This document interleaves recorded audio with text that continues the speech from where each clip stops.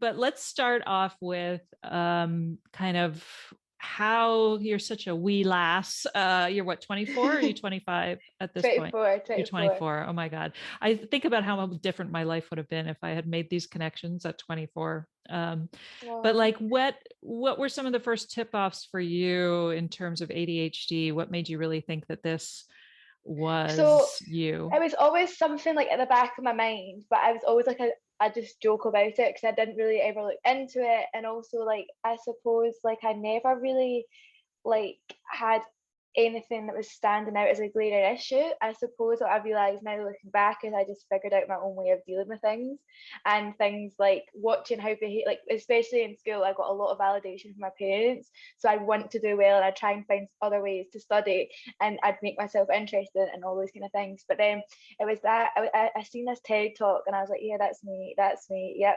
And it's that constant need for stimulation that I just was like stood out to me so much, and it made me realize so many things that I hadn't actually realized that I do in my everyday life that was like related to that. And then when I was working in this during the summer I had my first art exhibition, and as you can imagine, like especially with ADHD, like there's so much going on, there's so much to think about, there's so much pressure that you put on yourself to make that event like pay off. And I realized that the marketing guy that I'd hired to help me run the event and do video interviews with all the people at the event had ADHD. So he noticed me spacing out throughout the event, and he'd just go, Karis, you're doing this, this, and this. And I'd be like, thanks, James. And then I'd get on it and like get through it. And then I realized that so many people around me didn't realize what was happening in the inside of my head when things like that happened. But because it was something that he could relate to, I then realized that like, oh, yeah, if I can pay attention to this, I can learn coping mechanisms that actually work. And instead of just going, oh, stop being so stupid or so daft, like I can go, right, that's what that is, identify it, and then like solve the problem. So yeah, that's pretty much how I realized that I had it, and it's very much like a new journey for me. But yeah, it feels so like such a sense of relief to be able to put how you're feeling into words that other people can relate to as well. Yeah, absolutely. It is something interesting to talk about too with people who don't really like. I think when I first was diagnosed with ADHD, it just felt like I felt like my whole life made sense. You know, like I was so happy. I wanted to shout it from the rooftops.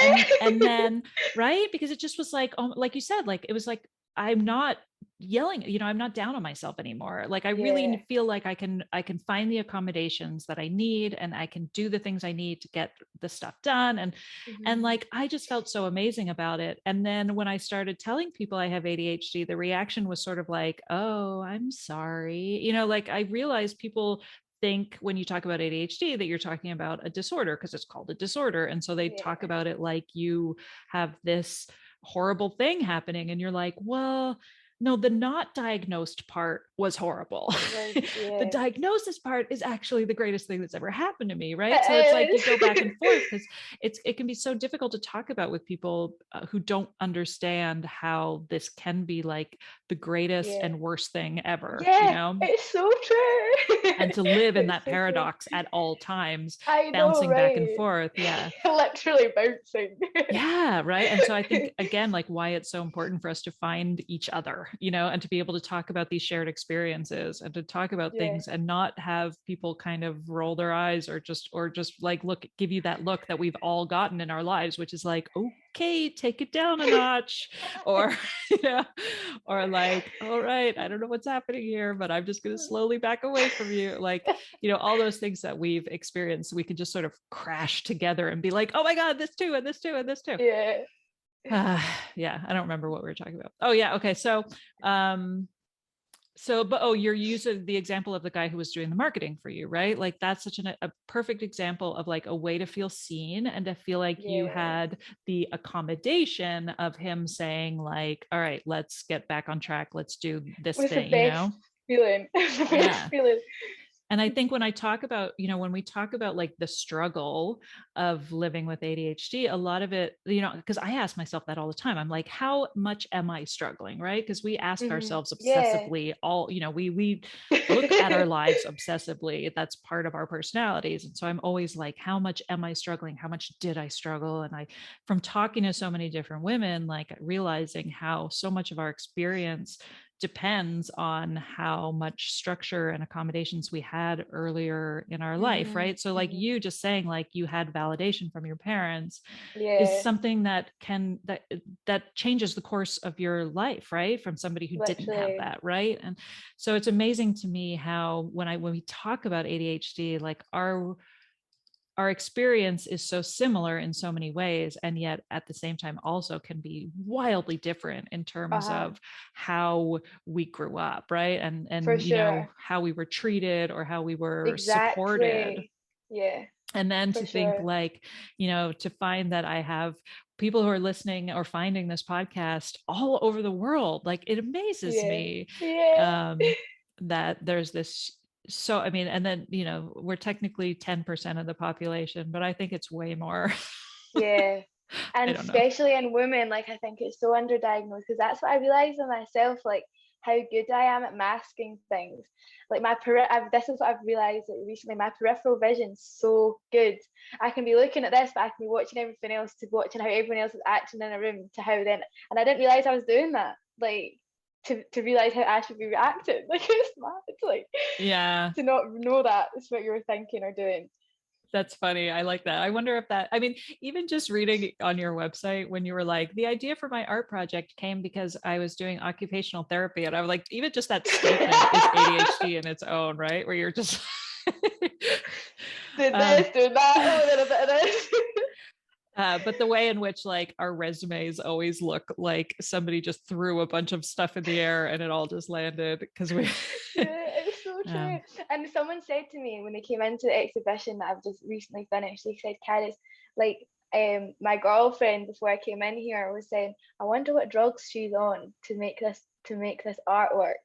And then he said, I turned to her after seeing you buzzing around in the room, like, yeah, no, I think that's just her personality. I was like, obviously, and then by this point, I was talking to them, and I'm like, yeah, look, and it is that energy you've got all the time. It comes from me, just comes out in color mhm. because it's so stimulating. Yeah.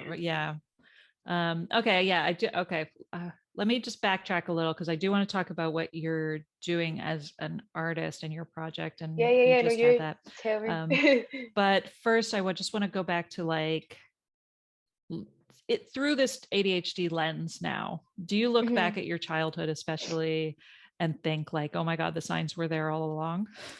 Yeah, like I do, and I think that's the thing that I was mentioning like, with my mum and the validation, and also like every single school report I'd get is, oh, she's so bubbly anywhere she moves in the class, like she's just like chatting to someone. And I remember one of my school report cards saying I just had to, I took my shoes off all the time because I just felt it was so restricted. Like that was when I was in primary school, and just the rules, like I couldn't deal with the rules, and I was in detention all the time, but it was never like she's a bad child. And also, a thing that I didn't realize, and I don't know how well known this is, but this is what I've seen on the TED Talk, is a lot of people who have got ADHD are diagnosed with asthma because they wheeze when they're younger. And I was diagnosed with asthma when I was younger. And what this woman said in the TED Talk was, you go to the asthma appointments, you never take any of your inhalers because you forget it was part of your daily routine. There's no way you're remembering that.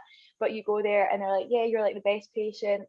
And that was always me. And then I think back to the point that when they said to me that I had an asthma attack, actually was I having an anxiety attack, and it was just like no one realized that that's what it was. I don't know, but like I don't have any asthmatic symptoms like now growing up, and it does change, but that was one of the things as well. I was like, wow, like yeah, I have been diagnosed with asthma, and have I actually got it? Like it never hindered me in any way, so that's interesting. That is really interesting. Yeah. I've spoken with guests about the connection between like histamine and like the genetic component of like the Mm, MTHFR gene and ADHD and like all of mhm. it. I mean, it's just dizzying when you start to really like peel back the onion layers.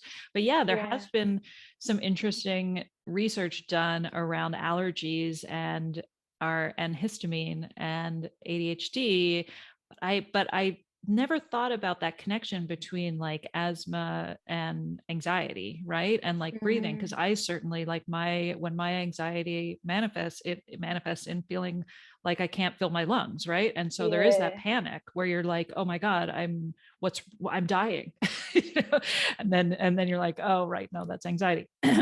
yeah, So I'm curious, that would be a really interesting study of like how many people were misdiagnosed yeah. with any kind of like any sort of respiratory issues as children.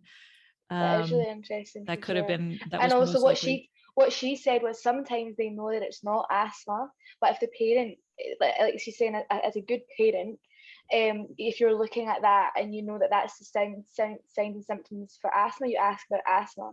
And if Mhm. that ticks the boxes, sometimes that's what the doctors diagnose it as, because they don't want to start looking into like a mental disorder, if you like, if the parents haven't raised it up themselves. And I was like, that is very interesting. That's very interesting. Yeah, you're right. That's true. A lot of issues, a lot of us grind our teeth at night, right? And Yeah. so, Oh, is that a right? thing for That's ADHD? totally a thing with ADHD. And so a lot of people have like TMJ issues, right, with your jaw and your inner ear. And so then the inner Oh, ear leads to issues with vertigo, right, and dizziness.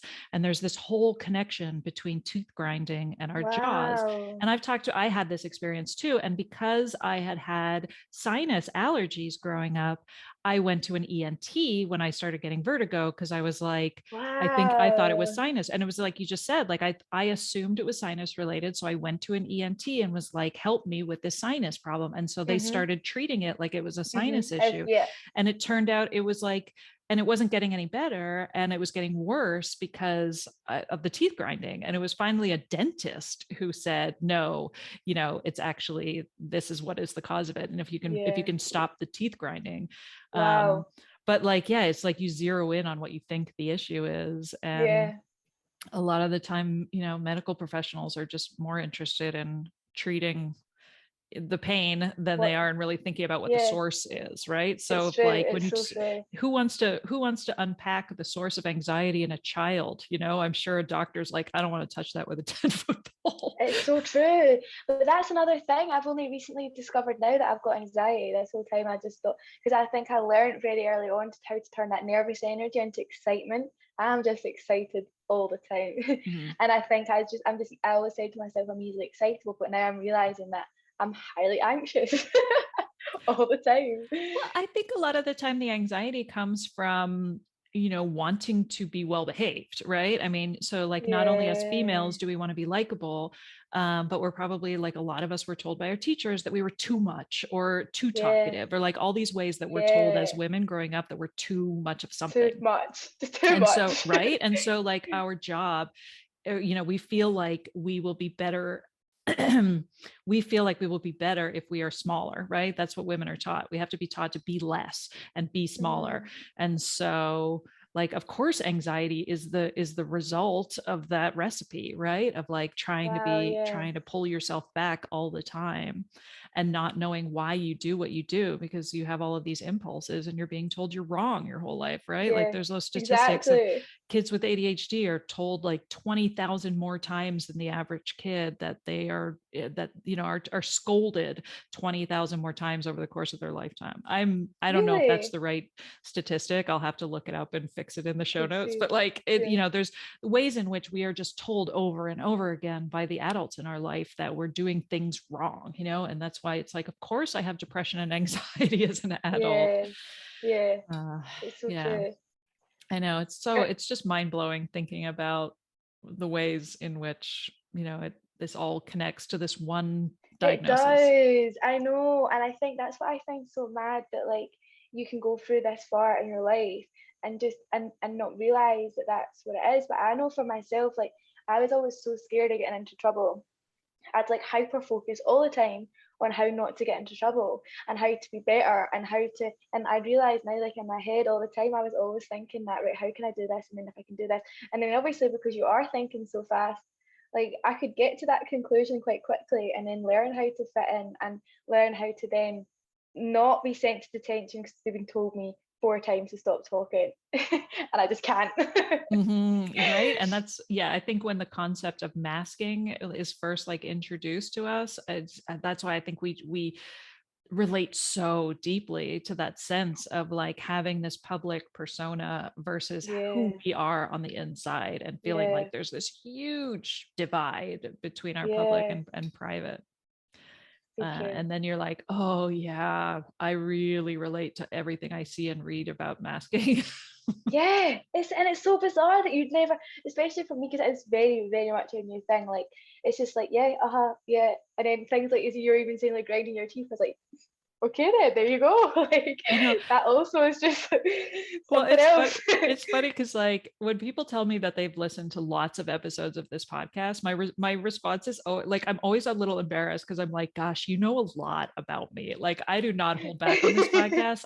I'm like, I talk about all of my shit, all of my mess, like everything, right? I mean, it's so I cathartic. think that's so lovely, though. Well, It's that's so what I mean. Like lovely. I can't help myself. It's not like I could Yeah, we even, it's not like I can. couldn't, I don't have a choice, right? As soon as I open my mouth, like my deepest There's no secrets always come filter. tumbling out.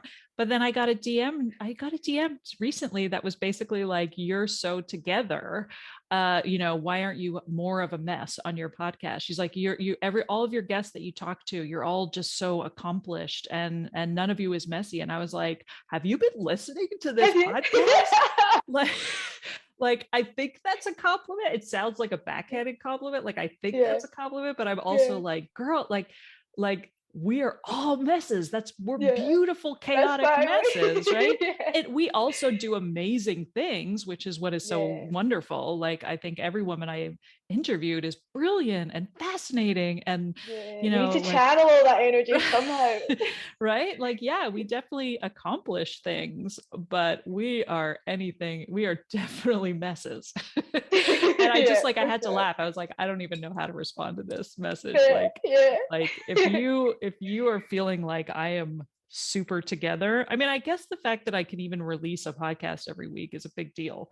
That is true. That is so true. Right. And I definitely like realizing how many projects I have dropped, and like things I've gone for, or like really super interested in, and then drop them. Like I realized that this is taking a bit of extra from me to even continue doing this, Yeah. so I And it's definitely actually like, something that you it's an genuinely like accomplishment. want to be here for and to do. Otherwise you wouldn't be doing it. Like, I think that's what's so lovely. Yeah. And I think like that energy definitely shows as well. And that's just nice. It's just a nice space to be in then. Yeah, right. So but I feel like I definitely need to like rebrand. If anybody thinks that this podcast is all about being like having our shit together, then I need to Yeah. change the The narrative. introduction or something, Yeah.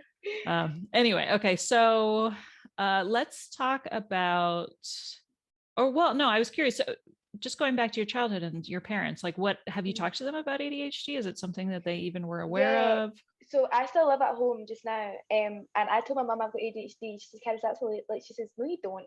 And I texted her when I think of ADHD, and I sent her the link, the TED talk I just watched, and she said, "No, you don't." And then half an hour later, after she'd watched the TED talk, she went, I think I do too."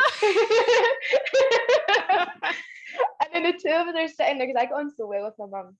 And it makes so much sense because, but my mum's a makeup artist for film and TV, so she's always in such a creative environment. It's always changing all the time, but she's very like impulsive. And at work, she's learned how to be very organized because it's how she manages everything. Whereas at home, she's not.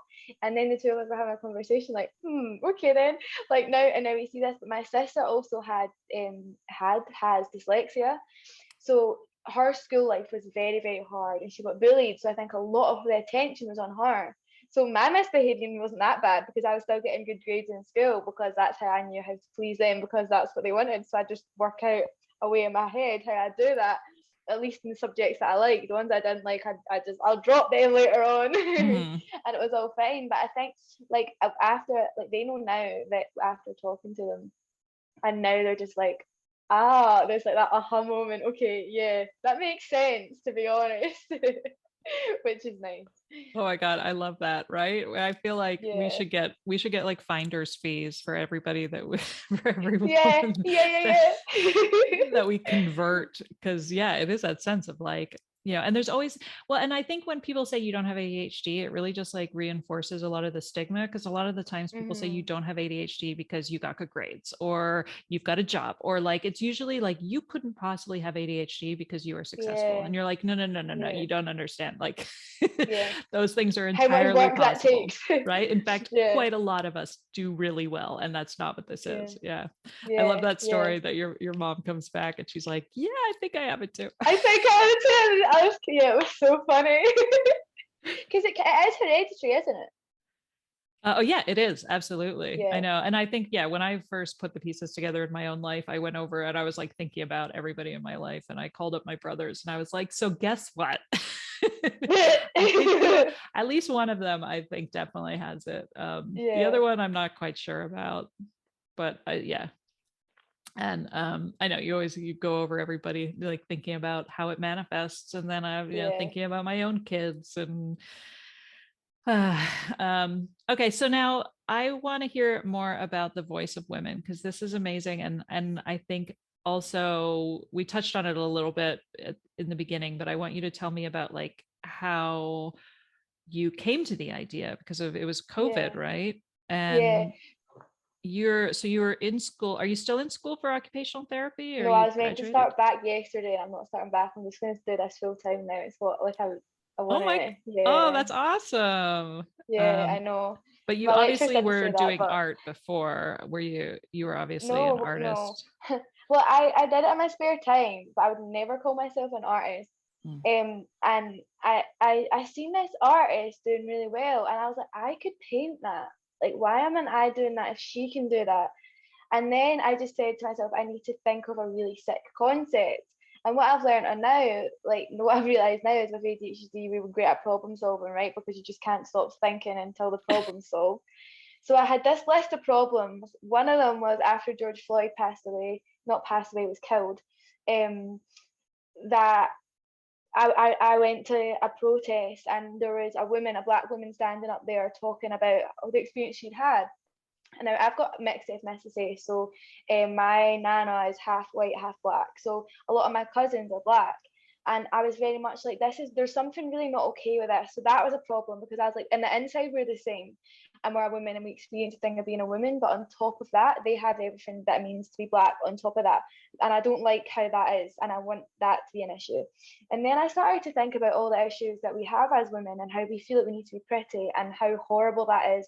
And as we get older, we're trying to keep our youth, which is ridiculous, because the older we get, the richer our soul gets, and the knowledge and the bravery and everything we've come through to get to that age, and to show age on your face should be celebrated as a beautiful thing. But you can't make money from that, and these corporations can't make money from us if we're not buying beauty products. So what's a better way for us?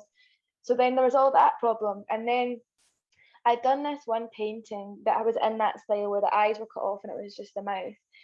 And then it just came into my head, it was voice of women. And then we can look at women, because I'm a woman. And then at least as humans, we need to have a box to associate ourselves with, to let the barriers down. So then I'm like, I can contact women to allow women to make this connection. And then I can talk about, just to start off breaking down the barriers, everything that we experience as women, and the feelings that we have about being pretty, and our egos, and what that means. We're so much more than that, right? We're brave, we're knowledgeable, we raise families, and actually families isn't everything that a woman is either. And actually, even if you identify as a woman and you don't have the typical genitals of a woman, then that doesn't make you any less a woman if that's what you identify as. And that's what I wanted to take all of that away and focus on who we are on the inside.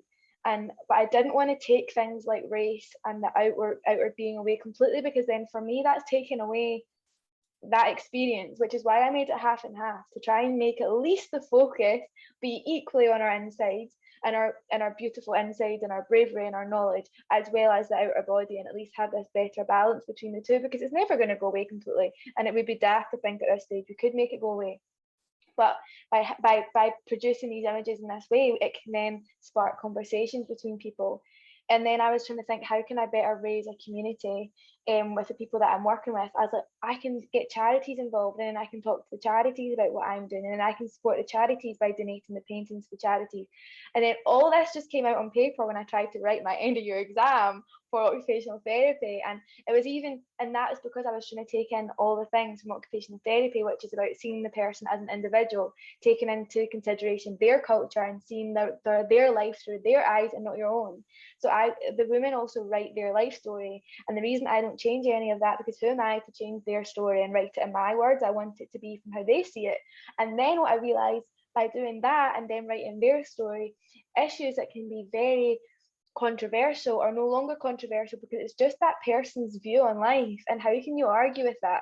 We can have conversations around the issues surrounding that, but it doesn't involve that woman. That involves other things, and that woman is always going to be in the middle of that conversation to come back to and agree with their perspective, because that just is, it just is, because that's how they're seeing it. So I basically just had all these problems I wanted to solve, and then this project just allowed me to do that, and it allowed me to use my art. And also I love about painting is I can't forget I'm painting when I'm holding a paintbrush in my hand. Like it's something that even if my mind's drifting away, I always come back to pretty quickly and don't get too distracted, as long as I keep the paintbrush in my hand and don't put it down.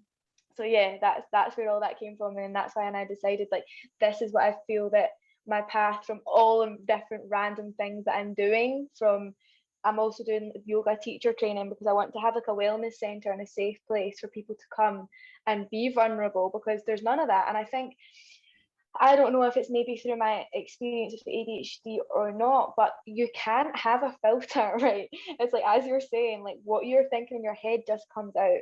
And I realize that not a lot of people live their lives like that, and they see that being that vulnerable as a bad thing and a negative. And it's not. It's a beautiful thing to be that vulnerable and wear your heart on your sleeve all the time, because people can then connect with you. And if everyone is if everyone is coming to each other in that way, instead of in a manipulative way and trying to use their weaknesses to their advantage, then it's a beautiful thing. And we all want to be loved, and we all want to connect with people from the heart, and we all get that rush of dopamine when we find connection in someone. And there's all things that we can connect with everyone that we come in contact with, that we can find a common ground, even if they're halfway across the world, even if they're not. Like, the human experience, we just want to feel love and feel safe. And if we're not feeling that, then it's because of different traumas and different things that we've been around. And if we don't like a certain person, it's because they're not making us feel safe, and they probably don't like us because we're doing the same for them. And when we strip all that down, we all have the same human needs. And it's ridiculous that we try and put ourselves all in these outer boxes that don't need to exist. If someone doesn't like the way that someone's treating them, we just put our hands up and say, oh, I'm sorry I treated you that way, instead of, oh, like, if someone is like this, or if someone is in this box like LGBTQ and you say something wrong, you're going to get shouted down your throat. That person doesn't know. If we come to each other with a place of openness and a place from the heart, then those conversations aren't going to be an aggressive thing. It's then just like, oh, I'm sorry, I didn't mean to offend you, instead of running from the ego, which I just can't stand. Mm-hmm. So yeah, and I think, it's such this like incredible antidote to kind of what we're experiencing now, especially with the lockdown and the pandemic, and like how many of us have started to live the majority of our lives online, so we've all become one-dimensional, right? And so you think about like how social media has created this like polarization, right? Of this polarization in politics, these, and the more polarized we become, the more radicalized we become. So like, in the US, like, somebody being a Trump supporter is basically like synonymous with being like the devil, right? And that's not necessarily true.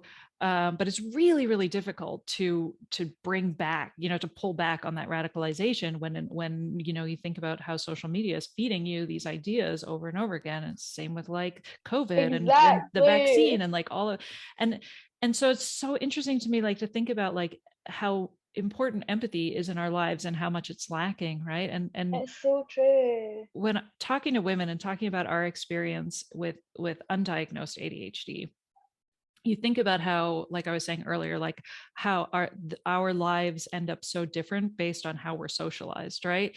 And when the socialization comes with accommodations, or it comes with privileges, and so you really start to see the social inequity in our experiences, right? And Black Lives Matter is such a perfect Yeah. example of like blowing the lid off of the inequities that are existing in our society. And so it's been like, I feel like even just through the ADHD conversations, like it's been Yeah. so powerful to speak to and be aware of the experiences of being neurodivergent and growing up as a person of color versus growing up as a white Yeah. person, right? And Wow, like, yeah, that must be so true. yeah, because so much of this comes down to, like we were saying, like behaving and being a good person and not speaking up and not being a rabble rouser, or, you know, all of these ways Yeah. in which we are told to like, well, just shut up and keep in your place and don't, you know, don't reach out and And I don't think try that's to so like true. empathize. And I think that's the thing, like with what you're saying, with if if you've had a safe environment, and like going back to what I'm saying, as like all we want to do as humans is to feel love and to feel safe. And if when we're in that place, then we show our best self. So if like, and I think for someone like me who's grown up in that environment, then my ADHD can become a superpower instead of the anxiety and the depression in which it can definitely bring. Whereas for me, and the nervousness and all that, I've learned to put into excitement, and to make me do things, and to make me like active, and to work towards achieving the goals that I want. But I can only imagine how then that then, I mean, and the self-doubt has been a huge part of my journey, but I can only imagine how much worse that must be for someone who hasn't grown up in that space of love and safety. So the energy turns into like severe anxiety and trauma. So then they're operating from that place of trauma. And as I think you are a lot more sensitive being when you're running like on that high energy all the time. You're a lot more sensitive to that traumatic energy as well. And like that's such a huge part of the discussion, that I think is kind of like must be like not even seen upon, because like it can be a superpower and it can be this amazing thing. But like anything and anyone, even if you're not operating from that space, if you've come from trauma and even like aggression, things like the aggression that we have in our society, it always comes from a place, and it comes from something, right? It's not just there just cause it's like like it's like as I'm saying, like as humans, that's not the natural place where we want to operate from. Yeah. And then to just bring it full circle, like as a society, we're not willing to look at the source, right? We just want to like tidy it up and like fix things now and like as fast as and Yeah, easy as possible, as or know opposed to how really to. trying. Yeah, well, that's true. It is an enormous dismantling of our culture Mm. that is long overdue. But I think at the same time, like I think projects like what you're doing are really get to that the heart of how important it is to see each other and with empathy, and to really kind of understand experiences and to share and, you know, learn about And ourselves then and make those just connections. It's like as what you were saying at the very beginning, those connections, and when you can make those genuine connections with people, it's such a beautiful thing. Like we are social beings. We come from tribes way back when. Like that's how we've like whatever your beliefs are, like have grown and evolved to be whatever word you want to put on that. But we've developed as a society massively, however you want to put that. But we've come from groups of people in villages and tribes and all these things, and now we're living a lot of the time in our own, in solidarity in our homes. And then we get massive egos to like, oh, I'm so independent, and this is something that I've spoken about a lot on my Instagram. None of us are independent. Like I don't know like where my gas comes from, and someone else has been digging all that to even get that. And the clothes that I wear, well, I didn't make them. And the food, well, I just went to the supermarket, and like the postman delivered my mail. So it's like, actually, do I have the skills to be able to fit in all those roles? No. So am I hell independent? Like we need to coexist as a society, or we're useless. We can't even look after our own bodies unless you've studied in healthcare. We rely on someone else to do that for us as well, right? Yeah. Oh my goodness. It is. whew, I'm like all flushed. I get so flushed when I'm like super fired up about topics. So. Yeah. Yeah, that's so amazing. So now you just had a show, or you're in the middle of a show, or what's going Yeah, on? I had a show in London. It was the first show I'd ever done. Like I'd funded it all myself. I was working in a bakery to be able to do it. And then like I just put it on. Like I just rented a space, rented a gallery on Portobello Road in London, and just went for it. And it was the best week ever. Like I just had all these people all week coming into my space wanting to talk about important subjects, because if they didn't, I just told them to leave. Like that's my space, that I control what's going on here. And I think that's when I realized like where a lot of those superpowers come in, because you've got that energy to last all day. And actually it was the best feeling ever, going home and feeling like I've ran out of all my energy. I was like, this is how people feel after a long hard day. They don't have any of the energy left and they can't talk to anyone. I love it. I'm going to turn the light on. I'm just gonna put the light on. So yeah, that was great for me. And so had you already decided that you were going to do this full time, or was it the show that really kind of put you over the edge? No, I mean, I kept telling my mum that after, if I sold 5 paintings by the end of the year, I wouldn't go back. But I know my heart's not in it. And then I know, like, even more, I started to discover how our brains function on an and like we can focus, but when it's something that we're interested in, and if we're not interested in, there's no way in heck we're going to be able to focus. So that's what I was like, Mum, if I go back to uni, I am not going to be able to focus on anything, and I'm not going to pass any of my exams because I'm not interested. I don't want to go and do a 3-month placement when I'm not getting paid for, when I just want painting. Like that makes no sense. And like with a degree in occupational therapy, all you can go on and do is occupational therapy. And I was like, I don't want to do that. But because I've done 3 years, like I could still go and be an occupational therapy assistant. So that's what I was saying to my mum. Like I've still learned all the skills and I'm using them. And that's what's so amazing. I just think it's so powerful when you follow the path of life that I believe in. If you listen to it, it takes you where you're meant to go. It's because now some women and some people have come into the exhibition space and they've broken down because some of the stories have triggered their own emotional responses. And like me 2 or 3 years ago would have been like, what do I do with this human in a blubbering mess in front of me? Like, what do I do? Whereas now that I have my head on a trained therapist, I can talk them through that emotion and I can calm them down and be like, this is okay, this is a good release, and be able to have those conversations in a proactive way instead of I'm making them feel really uncomfortable and not know what to do. So yeah, that's definitely like it's all worked out in the end. Hopefully it continues to go that way. I know, right? And it is always amazing to sort of trace all the different things that have led you to this place in your life right now, Yeah, right? Like I yeah. think about like so often we start things and we can't finish, we they can't sustain our Yeah, interest for very long, right? yeah, Because we yeah. are moving on to new things, and we always just like default into thinking that we're terrible because as a result, because we can't finish things, or we only do 90% of a project and we never do the last 10%, and we always view ourselves as this failure. And yet like it is amazing how all of this pulled experience from all these different things that we have tried leads us to have interesting perspectives in the next thing we Yeah, try, right? Like, yeah, and it does, like it just brings this like well-rounded fullness to all of our yeah. experiences in a way that you wouldn't have been able to do if you just stayed on one track Stayed in the one for thing. I know. 30 years.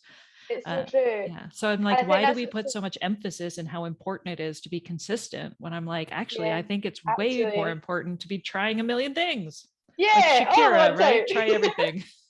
Yeah, yeah. As much as we can, for sure. And I think that allows us then to be able to connect with so many other people, because once you've tried so many more things, there's so many more people that you can then connect with all these things, right? Yeah, it's absolutely. Yeah. Okay, so now if we've kind of like touched on this a little bit, but if you had to think of like something you really love about your ADHD, what would be something that One of the, you love? I think for me, it is the energy to do everything. And also, like, I'm a perfectionist, but I'm not. And I think if I see, because I think in images, if I have a vision of what I want it to be done, like, then it needs to be done that way. So I find it very hard sometimes to work with other people because they're not going to do it the best way that it could be in my eyes. So it means I end up doing everything for myself, which actually then, like, you could look at that in two ways, but for me, I really like it because I learned so many new skills, like how to code a website and how to then like run an Instagram platform and how to then like photograph artwork, and then you get an amazing thrill when you learn these new skills. Whereas I think for a lot of people who think in a more linear way, that's very overwhelming to have to do all those different things. Whereas for me, it's just like, yes, so much. There's so many different things to do. I can do this today and then that tomorrow, and it's great. So I think having that excitement just for the diversity in life, for sure. Yeah. I love that perspective too, because I definitely feel like, there are things that we miss out on when we do everything by ourselves. And I think that there is definitely that sense, like, ask for help. And I think there are ways in which it's really important for us to bring help. And like, I think there are ways in which we burn ourselves out, and we have to kind of find Yes. that we have to find that balance and definitely ask for help. Like when I think about like motherhood, right? Like there's a lot of times when my kids were little where I needed help and didn't even know how to ask for it. I think we have a really hard time even articulating where we need help and how to ask for it and where to find it. And yeah, there is and that what sense, help you need.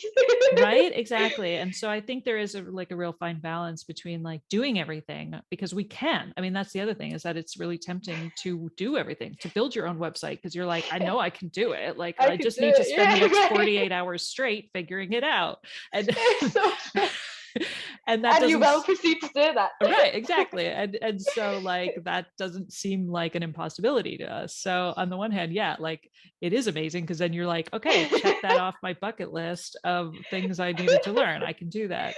But I think at the same time, we also like the messy aftermath of a life like that then becomes like, oh my God, I'm so burnt out all the time. And how do I get help?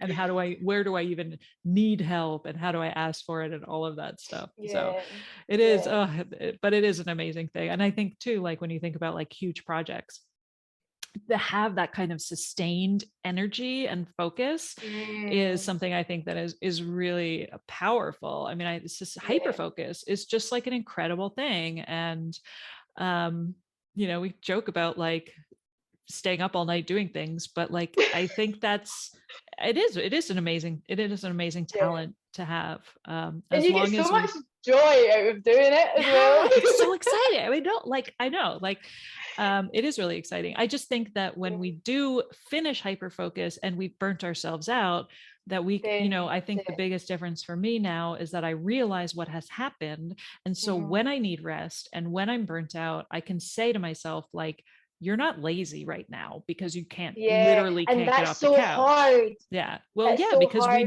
we feel like we should have that productivity level all the time.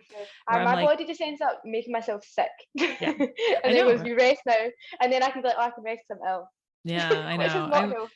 I wish we could appreciate rest a lot more, because I feel like now I call it recharging, right? Like because it's just like I feel better about that, where I'm like, oh my God, you just did something for 3 days straight. You literally are recharging. And then you can picture it. You can picture it as well, like in your head, right? Like the bars going up when you're recharging. One more bar. It sounds like a process that you can wait for. But that's, I think, so funny, like, because of that exhibition, like I arrived from London, I had 3 months to work, and then I got there and I found this space in exhibition, and I called up the lady. I was like, can I come here in 3 months at the end of August? And she said, yeah, I've got a space. I was like, amazing. She says, like, send me photos of your work and we can start promoting it. I was like, I've not started painting them yet. She's like, Karis, you start in 3 months. Yeah, there's going to be 12 paintings, and I seen how it was all going to be. I was like, it's going to be like this. Yeah, but Karis, you've not started painting, and these paintings are like 30 by 40 inches, and everyone's looking at me like, Karis, you've not painted one. I was like, yeah, there's 12 to do. How much fun? How excited? And everyone's looking at me like I'm mad. But then it's like, as you were saying, all day, all night, you're like painting away, and then you do it, and it's the best feeling ever. Yeah. If I had a long period of time, it would not have got done. It wouldn't have been done. Oh, absolutely. I had all year to do it. I think that's also something, like I had a very complicated relationship with like procrastination for a long time until I was able Yes. to, because I thought I was leaving things to the last minute because I was lazy, right? And again, it's like, Mhm. no, this is the process. Like, this is how you think. You're putting it all together in your brain, and you absolutely need the fast deadline of being last minute to do it. Like, it's all part of how you get it out. Otherwise, it's Yeah. never going to get out. And get the motivation, isn't it? That's what it comes Yeah. down to, the motivation to do it. Oh, yeah, exactly. Right. And so you're like, well, now I have this deadline. And so I have to get it all done. And it's probably I going to see. be the night before. Yeah. Oh, we're so complicated. It's great. I love it. I love it. So one thing I ask my guests about with the name ADHD is so problematic, because I feel like none of us really relates to the hyperactivity element until we really start thinking about it. um, but I think, because so many of us feel lazy and we feel paralysis and a lot of those things, Mm, like we don't tend to, those feel like the opposite of hyperactive, right? And so mm. I think none of us ever feels like we have a deficit of attention. I have way too much attention. I'm a Right. waterfall of attention. I Yeah. don't have a deficit. Yeah. So I feel like if there was a better name you could come up with for ADHD, what would you call it? That is so hard. That is so hard. I think maybe just going back to the fact that I do think it is a superpower of all of these things. But I think there's such a multifaceted like thing of what it is. Like, is there even a word that you could put on it? Like, I think it would just need to be a word that's totally made up. It just means that, all of that, All of instead that. of the letters, what it stands for. You know what I mean? Like, think like a word like dyslexia doesn't mean nothing, right? Like, what does that even mean? Whereas when you have something like attention deficit hyperactivity disorder, then those words, you then don't feel as if you need to understand what it is, because it's just those words. So I think, yeah, just some random words in Latin. I like But that, none of right? us Where know you're what it just like, means. it's like everything and nothing. Um, So we can I, then redefine to what it is. Do you get, does it make Yeah, sense? no, totally. I like that. I saw a TikTok video recently about the word dyslexia, and like, why would they come up with a name for for a learning disability that involves like screwing up letters and having a difficult time reading and writing? Why would you Yeah. come up with the word dyslexia? Yeah. It's just a bunch of consonants shoved together. And you're like, you're right, that is And a terrible word. doesn't make any sense. How do you even spell that? I know. And then you need to write it on your form. Like, but yeah, that makes, I know. I'm like, you're right. That is really cruel. yeah. So true. So true. I know I don't have an answer, but I love asking it because I feel like, yeah, it's like so many things. And how do you even It would be a begin? How do long you even list. begin to rep? How do you Yeah. begin to shove all of that toothpaste back in the tube? Yeah. Yeah. Exactly. That's what it is. Awesome. Okay, so now you've just had your show, but let's talk about like how people can find you, or how do you work with women? How do you find your So subjects? I contact a lot of women through Instagram a lot of the times. What I have been doing when I see someone that I just like think that I want to connect with. Recently, I'm working on a project with women in Belarusian prisons. I didn't realise how suppressed women in Belarus are. So I'm working on that just now. But that was due to someone that came into the exhibition and wanted to work with me. So I just kind of let it all happen and flow how it's meant to. I meet a lot of them in lots of different ways. And how I work with a woman is I just interview them, and I suppose like on reflection it's kind of like an occupational therapy interview, right? Because that's what I need to do. I need to learn a lot of information about someone really quick and capture who they are really quickly through a conversation. So I just ask them a lot of questions about who they are, and what they find joy and purpose in, because I also don't want to have any of the trauma that they've been through on the painting, which is why the story is separate, because again, like, I don't want to take the reality of that away, but you're so much more than the trauma you've been through. So it's Yeah. all the things that bring them joy.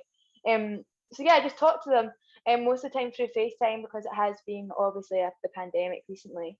And then they just send me a selfie, and I just paint from the selfie, and then we write a list of all the things that they want in it that's meaningful to them. Maybe their mum represents a butterfly or an owl or something like that, so then that image represents something to them. In terms of where to find me, I'm on Instagram. at KYK_artist, and I've also got a website where all the women's stories are. That is www.kykdesigns.co.uk. Yeah, I'll have all those links in the show notes too. Perfect. And then the subject chooses a charity, and so The a quarter of the subject, proceeds. yeah, a subject chooses a charity, and a quarter of the profits all go to that chosen charity. So, like on the website, there's the women's painting, their name, a word that they've chosen as well to represent them, just basically to kind of give them the power to choose a powerful word. One of my favorite women that I painted, she's disabled in quotation marks. She's got a limb difference, and the word she chose was able, and her story was all about how she's able, and that just brought me so much joy. I'm like, that word is perfect for you because you're so able. It's just another daft, like, diagnostic word, or another silly name for a box, which doesn't make any sense. So yeah, they also choose a word. Right. And it's, and and then you think about like so many of the disabilities that are faced in our society are based on society's inability to accommodate, right? And so like when you think about like, when you ask somebody, what is the biggest problem that you face with your disability, usually, and then the answer, like, my problem is other people. Right. You hear that all the time, and same with neurodivergency, right, too, like with autistic adults, like the problem isn't me, the problem is how people react to me, and or don't. Or the uncomfortable feelings that you feel because I'm not fitting into societal norms. And then who's even made up these societal norms? Because actually, if you're to go to a different country, then you're going to feel just as uncomfortable because they're all doing things in different ways because the culture is completely different to here. Like, it's madness. That's a whole other conversation. I know, right? Oh my goodness. You are a powerhouse. I thoroughly enjoyed picking your brain. Thank you so much. I really enjoyed having this conversation. This has been gorgeous. I love what you're doing. I think it must be so cathartic for you to have these relationships, because I certainly know like these conversations have been everything for me. So like I'm just so happy for you that you found this, and what it must then do, for the women who get to tell their stories, and then putting this so out there for them, and they're like, why are you gonna paint me? I was like, yeah, like, you're a boss, that's better. What you saying? Yeah, it's great. Well, that's amazing, and I can't wait to see more from you. You're so young. I feel like I'm just like I feel like the world is your oyster. I can't wait to see.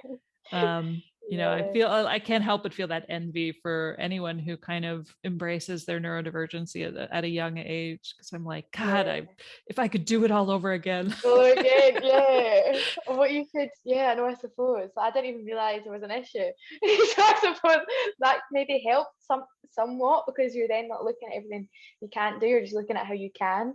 Right. Well, that's what I mean. Yeah, you can actually lean into the superpower element of it, and and hopefully we can get to a place in our society that this isn't even, that nobody would even think of this as a disorder, right? This is like basically like being left-handed. Just need to find exactly. Right. All right. Okay. Well, thank you, Karis. It was so lovely to meet you.